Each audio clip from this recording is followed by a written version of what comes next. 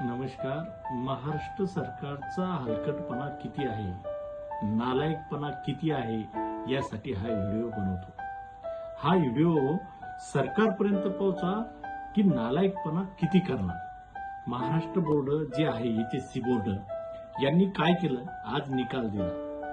खरं तर माझ्यासारख्या सामान्य माणसाला 1 वर्ष आधीच माहित होतं की 3 मेला पेपर आहे नेटचा, आणि तरी सुद्धा हे माहीत असून सुद्धा महाराष्ट्र सरकार बोर्डाने, एचएससी बोर्डाने 2 मेला म्हणजे आज निकाल लावला.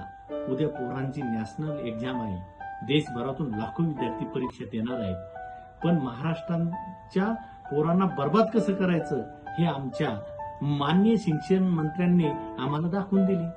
त्याबद्दल त्यांचे अगदी पायतन काढून आभार मानले पाहिजे. मानले पाहिजेत. आता त्यांच्या पुढे काय केलं पाहिजे ते बोलणार नाही, पण किती हलकटपणा असावा. खरंच सरकारमध्ये बसणारी इतके नालायक लोक कसे असू शकतात, की नालायकपणा आहे की त्यांना सेन्सच नाही की देशात काय चाललंय, पोरांच्या आयुष्यात काय चाललंय, पोरं किती मेहनत करतात, त्यांचं करिअर काय आहे. आमच्या मराठी पोरांना फक्त तुमच्या मागे झेंडे घेऊन पळवायचंय म्हणून हे फालतू धंदे तुम्ही करताय, पोरांचं आयुष्य बर्बाद करण्याचं. माझी सरकारला विनंती आहे की बाबा हे धंदे नका करू द्या पोरांना. त्यांच्या आयुष्यात काही करतात ते. तुम्ही झेंडे घेऊन फिरले, तुमचं भलं झालं, आमच्या पोरांचं होऊ द्या.